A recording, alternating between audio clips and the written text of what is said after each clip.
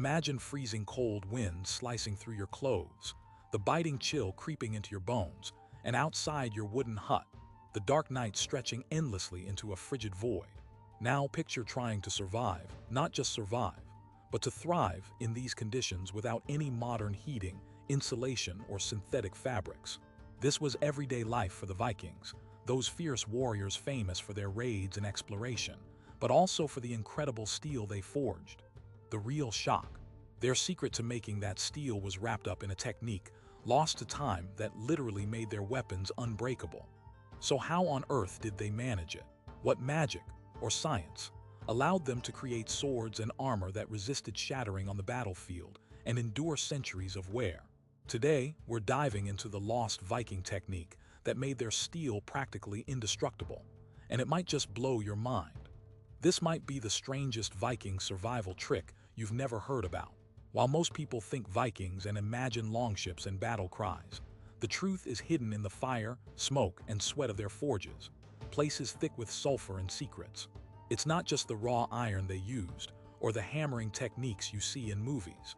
No, it's something far more complex, involving temperature control that would make modern blacksmiths jealous, and a method that effectively forged steel stronger than anything the rest of medieval Europe could produce for centuries. Think of it like this. While the average medieval forge struggled to hit 1,300 degrees Celsius, the Vikings managed an almost surgical precision in controlling their heat, both in intensity and rhythm, which affected the microscopic structure of their metal. And this precision was no accident. It wasn't just heat. It was the Viking version of a high-tech recipe passed down through generations, way before thermometers or chemistry books existed. Picture their early morning ritual. Before dawn, the forgemaster stirred glowing coals that burned between 1,000 and 1,200 degrees Celsius, a temperature hot enough to melt iron but carefully tweaked to avoid metal becoming brittle. They used charcoal made from birch, which releases gases that subtly influence the carbon content in the iron. This wasn't random. It was an ancient analog of modern carbon control used in steelmaking today, where tiny shifts in carbon percentages, just a fraction of a percent, can mean the difference between a sword that bends and one that snaps like twigs. But why does carbon matter? Imagine steel like bread dough. Without enough carbon, it's soft and flexible like a sponge. Add just the right amount and it becomes dense, hard, and sharp like a knife blade. Viking blacksmiths intuitively balanced this recipe by layering various metals and controlling the forge's atmosphere, creating a marvel of metallurgy known now as pattern welding, or what some call Damascus steel. In fact, their weapons were not a single type of metal. Instead, they combined strips of softer iron with harder, carbon-packed steel in intricate, twisting patterns reminiscent of braided ropes. This increase in tensile strength made their swords shockingly resistant to bending or breaking. Scientists today analyze these patterns and find that the welds aren't just decorative. They help redistribute impact forces evenly across the blade, much like how modern-day composite materials work in aerospace engineering. And get this, the Vikings didn't stop there. They managed to get the iron to absorb specific impurities for strength, phosphorus and vanadium naturally present in their ores, which prolonged the blade's life and increased corrosion resistance. It's like they stumbled upon a natural alloy that modern metallurgists pay tens of thousands of dollars to replicate in laboratories. But all that steelwork would be worthless without the masterful heat treatment techniques the Vikings developed. After forging the blade, they cooled it rapidly in cold water drawn straight from icy Nordic streams, a process now called quenching. This fast cooling locked carbon atoms in place and created a crystalline structure called martensite, which is astoundingly hard. Think about plunging steel that heated to roughly 1,000 degrees C into water at just 0 to 10 degrees C. The shock creates a surface harder than almost any metal around at the time, but if done wrong, the blade could crack instantly. Then came the final step, tempering. Instead of leaving the steel brittle and cold, Viking smiths reheated the metal to a moderate temperature, about 200 to 300 degrees C, for precisely measured times. This relieved internal stresses and improved flexibility, which is why many swords have survived in museums unscathed, despite warrior battles, rust, and centuries of neglect. To put it in modern terms, the Vikings essentially developed a heat dial to fine-tune the steel's properties, a skill that today's advanced manufacturers spend millions developing with machines that can maintain temperatures within fractions of a degree. Their techniques were like an ancient form of modern-day laser tempering or cryogenic treatment. But what if I told you that the source of these methods wasn't purely practical metallurgy? There's evidence that Viking blacksmiths incorporated environmental factors we now associate with biotechnology, a form of ancient microclimate control. For instance, they deliberately placed their forges near peat bogs or cirque, forests rich in iron-rich clay, which affected the chemical environment and subtly changed the forge atmosphere. You could say it was a medieval version of nature's Gore-Tex for their metals, where the surroundings played an unseen but critical role in the final quality. And here's where it gets even weirder. Archaeological digs reveal Viking metalworkers sometimes slept near their hot smelters, using the heat not just to warm their bodies in icy Scandinavia, but also to monitor their fires constantly. Think about it. This was like carrying around a 1,000-watt heater on their backs, ensuring the iron never got too cool or overheated while resting. This personal temperature surveillance wasn't just convenience. It was arguably the secret to their blade's perfect form. But even with these brilliant innovations, the Vikings faced one massive hurdle. How do you keep steel from shattering when it meets the brutal impacts of battle? The answer lies not only in heat, but also in vibration damping, an area still researched today for armor and machinery. Scientists now believe Vikings might have unknowingly introduced tiny pockets of slag, minute remnants of rock and impurities, into their steel during forging. Instead of ruining the metal, these inclusions acted like shock absorbers, dissipating force waves across the blade much like modern composite shock-absorbing foam in sports helmets. Imagine a Viking fighter's sword flexing a little, taking the blow, then springing back without breaking. But here's the catch. To achieve this controlled impurity, smiths had to perfectly time their hammer strokes and manage temperatures within a narrow window. No easy feat when your surroundings are a cold, smoky forge with sparks flying. This precision was not written down but passed orally, a guarded secret as valuable as gold. And it didn't stop at the swordsmith.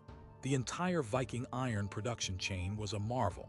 From mining iron ore in bogs, yes, actual wetland mines that required draining, to charcoal production and ore smelting, each tech piece worked in unison to create the perfect raw material. It's kind of like the world's earliest assembly line, but powered by human skill and a deep understanding of nature. So, to sum up before we dive deeper, the Vikings' unbreakable steel wasn't a single trick, but a sophisticated blend of heat control, carbon management, environmental awareness, and even body heat surveillance. A lost technique that combined science and instinct to create metal magic. Their weapons weren't just tools. They were an extension of their will to survive brutal winters, dangerous raids, and the need to protect their families. And now, let's go further into one of the most mysterious parts of this technique, the forging pits themselves, sometimes called smith's caves. These subterranean furnaces had unique airflow characteristics that modern researchers believe functioned as carburetor-like systems, injecting oxygen and controlling carbon content at levels far beyond what early history books describe. Imagine a cave that acted like a living, breathing reactor, adjusting its own internal conditions based on the blacksmith's bellows and heat input. This symbiotic relationship between man and environment was something no fort outside the Viking world could replicate for centuries. But all that control would vanish if the atmosphere betrayed them. Too much oxygen and all the iron would burn to ash. Too little, and the steel remained crumbly and weak. How did they manage that perfect balance? What natural feedback loops or sensory cues helped them keep this tight margin? Stay with me, because uncovering this will reshape everything we thought about Viking metallurgy. Also, you want to hear about the legendary Fimbulwinter blades, rumored in sagas, swords that supposedly cut through ice itself, forged during the coldest, darkest winters. Was this myth, or did climate actually influence metallurgical innovation? The connection between nature's harshest trials and Viking craftsmanship is closer than you think. So buckle up, because in the next segment, we'll walk inside these Viking smithing caves, uncover how the ancient airflow systems worked like a biological feedback loop, and reveal hidden thermal rhythm that only the most skilled forgemasters could master, a rhythm that controlled steel's grain size and strength at the microscopic level, producing weapons that were light, strong, and practically indestructible. But first, imagine holding one of these swords in your hand. Feel its surprising lightness, the smooth flow of patterns running along its length like ancient water currents. This isn't just metal, it's history, warfare, survival, and art fused in one. And it all starts with one lost Viking secret that modern science is only now beginning to comprehend. Now picture walking down into one of those Viking smithing caves ourselves. A low, smoky chamber carved into the earth, walls lined with thick, heat-resistant clay, the air alive with the crackle of burning charcoal and the faint metallic tang of molten iron. But here's the kicker. These caves weren't just shelters from the cold. They were precision-engineered furnace chambers that functioned almost like a living organism, breathing and adapting to the needs of the blacksmith. Imagine how the ancient forgemaster would sit or crouch near the glowing fire, every breath and movement shifting the airflow, while hidden vents and fissures pulled fresh oxygen in and pumped smoke out like a medieval respiration system. Scientists today call this active airflow regulation, comparable to how modern HVAC systems maintain exact temperature and humidity. But the Vikings achieved it purely through the architecture of their caves and intuitive skill, not a single machine in sight. What may sound like magic was pure science, but without any of the tools we rely on today. The key lay in the cave's natural draft and the blacksmith's bellows working together, creating a feedback loop where temperature changes were self-corrected. If the flames rose too high and threatened to burn the iron, the air supply would thin naturally, cooling the fire just enough. Too weak and the draft would intensify, bringing oxygen rushing back to boost the heat. This cycle happened hundreds of times during a single forging session, delivering a remarkably stable environment in a place where even a 10-degree swing could ruin an entire batch of steel. It's like having an ancient, mechanical thermostat operated by nature itself, controlled not by gauges, but by the forgemaster's senses, honed over decades. But what about that thermal rhythm I mentioned earlier? This hidden secret was a pulse felt deep in the metal itself. The Viking smiths discovered, not just through trial and error, but almost instinctively, that heating the iron and then letting it cool in just the right tempo influenced the grain size of the steel crystals. Picture a heartbeat or the rhythm of waves. Too fast and the steel grew too coarse, brittle and prone to snap. Too slow and the metal lost its hardness, becoming dull and useless in battle. By mastering this thermal dance, they produced fine-grained steel crystals measured in micrometers, granting their blades a unique combination of softness and toughness that modern metallurgists struggle to replicate even with high-tech lab equipment. Think of it this way. They were playing a thermal symphony, where the melody wasn't music but invisible layers of atoms locking into place perfectly. And here's where the legend of the Fimbulwinter blades comes alive. Vikings believed some of their strongest swords were forged during the harshest winters, a time called Fimbulvetter, 3 successive years of brutal cold and endless snowstorms. You might wonder, how does brutal cold improve steel? Well, cold weather meant colder water for quenching, often just above freezing temperatures, sometimes dipping below 0 Celsius. This super cold quench slowed the transformation of the steel's internal structure just enough to boost its elasticity, allowing blades to flex under pressure rather than snap. In practical terms, a sword forged in the biting cold hands of a Fimbulwinter was like nature's version of a cryogenic treatment, where materials are cooled to extreme temperatures to maximize toughness and durability. But that cold didn't just affect the steel, it affected the men too. Imagine the smith's hands, raw and cracked, shaping molten metal in sub-zero air, their breath steaming in the forge light. The extreme weather amplified their sensitivity to temperature changes. It's like how we sip hot tea on an icy day, savoring every degree of warmth. This intimate connection between environment and craftsmanship gave their weapons an almost spiritual energy. It wasn't just science. It was survival woven tightly with ritual and respect for the natural world's furious unpredictability. Still, the steel didn't reach perfection on its own. The Vikings infused their creations with a secret practice lost to most, layering metals with almost surgical precision. Where others saw slabs of iron, Vikings saw raw potential to build complex composites, metaforged objects made of multiple layers, each with distinct properties. This layering operated like the best modern armor systems, combining hardness and flexibility by stacking ultra-hard carbon steel with softer, more ductile iron. The clever part, these layers were twisted and folded, creating what we now call pattern welding, which looks like the swirling rivers in a landscape painting, but is really a centuries-old method of controlling metal flow and weld integrity. To grasp how advanced this was, consider this. Modern engineers use composites in airplane fuselages or Formula One cars to balance strength and weight, tweaking carbon fiber weaves for milliseconds to optimize performance. Vikings did this in a smoky cave with hand tools, crafting swords that weighed less than 2 kilograms, but could withstand forces exceeding 1,000 newtons without deforming.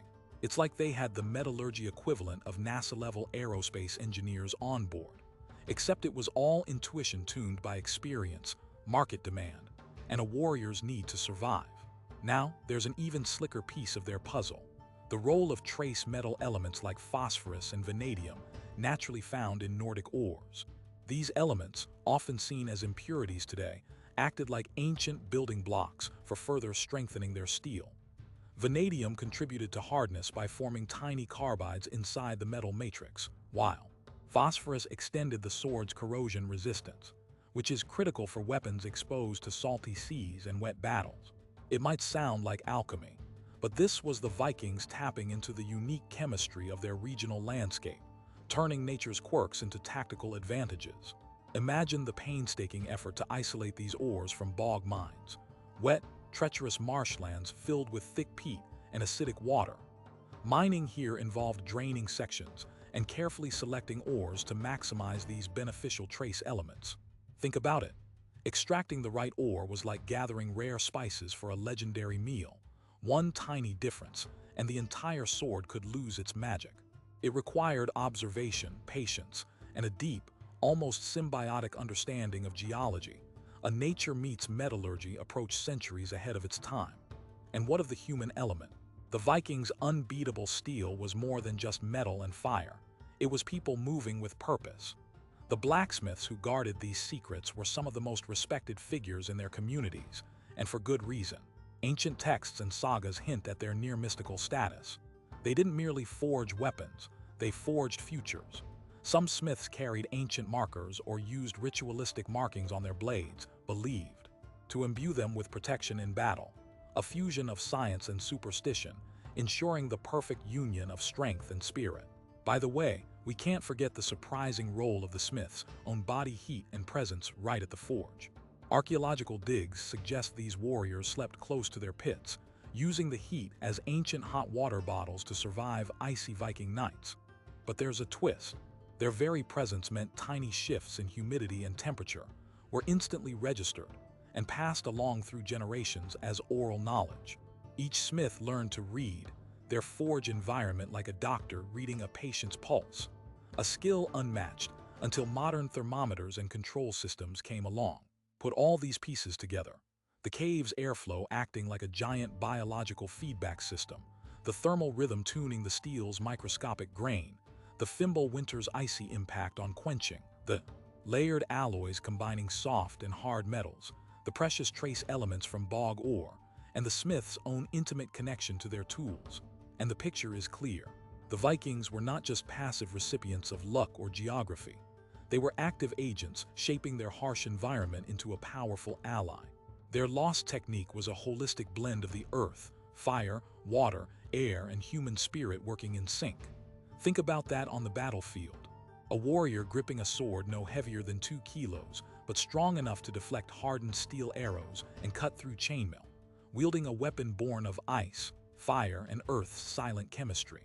It wasn't just technology, it was a survival manifesto etched in metal, a legacy passed down through whispers, sweat, and scars. Fast forward to today. Modern metallurgists study Viking blades with electron microscopes capable of magnifying structures at the nanometer scale, trying to decode that same perfect grain and layer balance. While labs can now replicate pattern welding or quench steel in liquid nitrogen, those ancient blades remain the gold standard, often outperforming modern copies in toughness and corrosion resistance. So why did such an advanced technique vanish? History is littered with lost knowledge. The Christianizing of Scandinavia, shifts in trade routes, and the rise of newer metalworking centers shifted technological centers of gravity. The intimate, multi-sensory knowledge that required living next to fire, feeling the forge's breath, and moving metal through pattern and pulse was replaced by mass production and written manuals. The result? Steel lost some of its soul, becoming uniform but often brittle or heavy. But here's the inspiring truth. That Viking secret was really a human story. It was curiosity meeting necessity, tradition marrying observation, and nature blending with craft.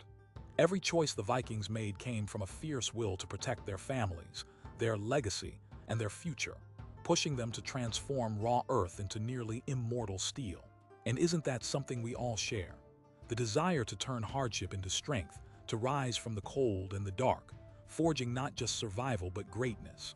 The lost Viking technique reminds us that even in the toughest conditions, human ingenuity can create wonders.